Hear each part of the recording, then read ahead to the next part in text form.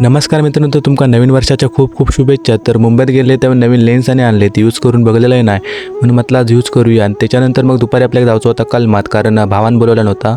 पाणी मारत होते तर मशीनमधलं पेट्रोल संपलेला, मग आज घेऊन दिलं. आणि तुम्ही समोर बघू शकताच काकानी पाणी मारूक तर सुरुवात केली. आणि मग इले मोर वगैरे बघी होते. मोर तर सगळीच कलमा येईल आहेत, पण आता किती मोर टिकतात ता बघूच आपल्या का. मग पाणी मारतात तरी तर आपलं हे काम नाही होता, म्हणून काका बोलले तू मशीनवर जा आणि पाणी ढवळत राह, कारण पाणी सारखं ढवळूचं लागतं. माझ्या चिले पाणी वगैरे ढवलं आणि थोड्याच वेळात मग पाणी मारून झाला. मग सगळे वायरी वगैरे गुटावून घेतलं आहे. आणि जसं झाला पाणी वगैरे मारून, मग नंतर आपल्या कलमांका पाणी लावायचं होतं, आपला साधा पाणी.